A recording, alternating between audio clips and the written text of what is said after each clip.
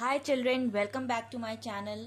सो आज हम करने वाले हैं continue the judiciary chapter, organs of the government में द जुडिशरी चैप्टर, जो कि है आपकी क्लास 12th पॉलिटिकल साइंस के सिलेबस का पार्ट। एंड पिछले वीडियो में हमने फेडरल कोर्ट्स के बारे में पढ़ लिया था, यूएस फेडरल कोर्ट्स के बारे में। अब हम पढ़ेंगे यूएसए के सुप्रीम कोर्ट के बारे में।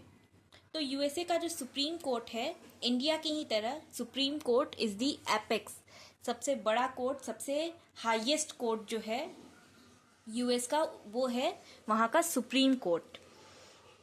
एंड इस कोर्ट का मेंशन स्पेसिफिकली कॉन्स्टिट्यूशन में, यूएस के कॉन्स्टिट्यूशन में स्पेसिफिक मेंशन है इस कोर्ट का।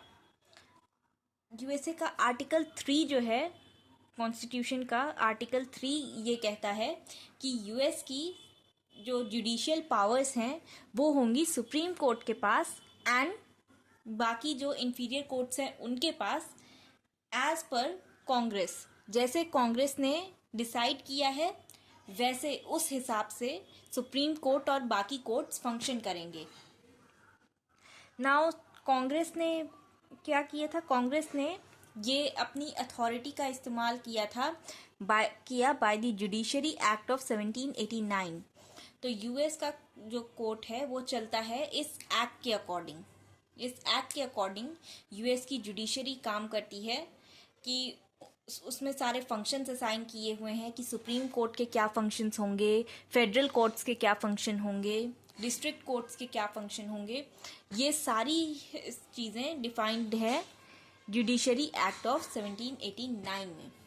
अब सुप्रीम कोर्ट के कुछ और फीचर्स हैं जो कि आइए पढ़ लेते हैं।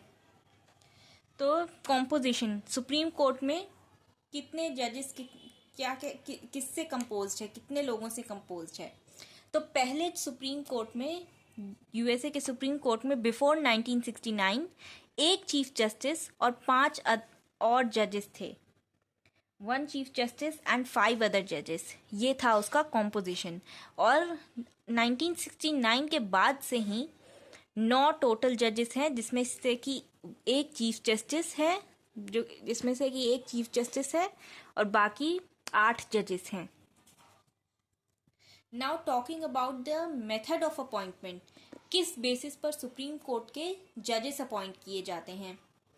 तो सुप्रीम कोर्ट में जो जजेस होते हैं उन्हें अपॉइंट किया जाता है बाय द प्रेसिडेंट, जो कि सेनेट की अप्रूवल के बाद ही, सेनेट के कंसेंट के बाद ही कोई भी अपॉइंटमेंट कर सकते हैं। सो प्रेसिडेंट जजेस को अपॉइंट सेनेट की कंसेंट के बिना नहीं कर सकते। एंड ऐसा पहले भी देखा गया है बाय इन 1930 प्रेसिडेंट हूवर जो थे वहाँ के, उन्होंने ये चीज़ एक्सपीरियंस करी। सेनेट ने उनकी चॉइस के जज को अप्रूव नहीं किया, तो इस वजह से वो नॉमिनेशन रिजेक्ट हो गया था। एंड प्रेसिडेंट जॉनसन को 1965 और 1968 में ये चीज़ फेस करनी पड़ी थी। एंड अगेन प्रेसिडेंट निक्सॉन को भी 2 बार ये चीज़ फेस करनी पड़ी थी, जब सेनेट ने उनके अपॉइंटेड, उनके नॉमिनेटेड कैंडिडेट को रिजेक्ट कर दिया था। सो प्रेसिडेंट और सेनेट दोनों का ही इन्वॉल्वमेंट होता है इनकी अपॉइंटमेंट में। Now talking about the qualifications, तो कोई भी जजेस के लिए सुप्रीम कोर्ट के जज बनने के लिए ये कॉन्स्टिट्यूशन में कोई फॉर्मल क्वालिफिकेशन तो नहीं डिसाइडेड है, लेकिन वहाँ पर केवल एक लीगल क्वालिफिकेशंस वाला पर्सन ही, जिसके पास लीगल क्वालिफिकेशंस है, लॉ की डिग्री है, लॉ में एजुकेशन है एंड एक्सपीरियंस है, अच्छा एक्सपीरियंस्ड पर्सन ही सुप्रीम कोर्ट का जज बन सकता है। एंड ऑफ कोर्स सेनेट की जुडिशियल कमिटी से गो थ्रू करना पड़ता है, उन्हें सेनेट की जुडिशियल कमिटी का टेस्ट पास करना पड़ता है। अगर सेनेट ने अप्रूव किया तभी वो जज बन सकते हैं। नेक्स्ट अगर हम बात करें टेन्योर की, तो यहाँ पर आता है difference between the judiciary of USA and India. तो जहाँ इंडिया की जुडिशियल सर्विस में कोई भी इंसान आफ्टर द एज ऑफ 65 उसे रिटायरमेंट लेनी पड़ती है, वहीं यूएसए में they are appointed for life. इसका मतलब ये है कि अगर किसी जज का गुड बिहेवियर है तो वो जब तक चाहे, जिस एज तक चाहे, उस एज तक अपनी पोजीशन पे रह सकता है। For example, Hugo Black till the age of 83 वो जज रहे थे, even after losing his eyesight. तो इस तरह से यहाँ पर कोई फॉर्मल एज नहीं है कि इस एज के बाद रिटायरमेंट कंपलसरी है।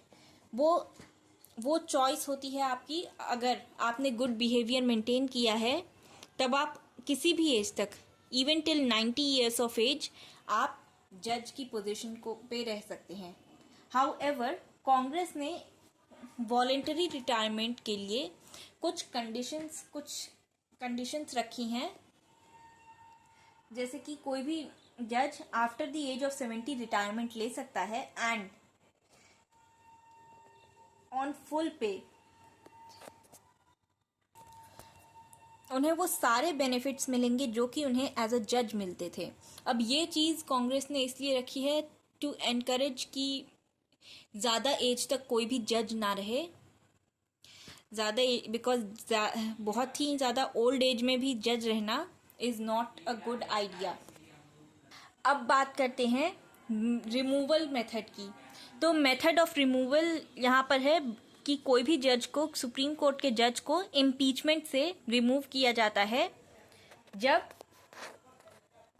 एस्टैब्लिश्ड मिसबिहेवियर हो। मतलब उन्होंने कोई अपने कंडक्ट के हिसाब से अपने पोजीशन का गलत फ़ायदा उठाया हो, कुछ भी जो कि उनकी पोजीशन अलाउ ना करे ऐसा कोई बिहेवियर किया हो और वो चीज़ इस्टेब्लिश हो गई हो, तब house of representatives charges frame करता है एंड सेनेट इन्वेस्टिगेट करती है उस केस को कोई भी, और इस तरह से किसी जज को रिमूव किया जा सकता है।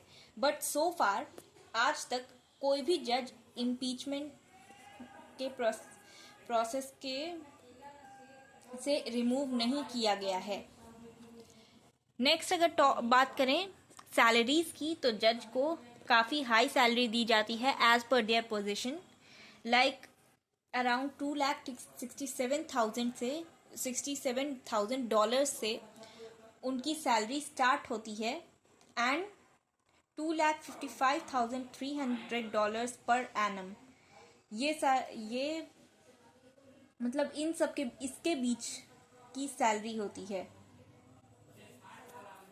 चीफ जस्टिस की सैलरी 2,67,000 की होती है एंड 2,55,000 की सैलरी होती है जजेस की, और हर साल सैलरी हाइक मिलता है उन्हें।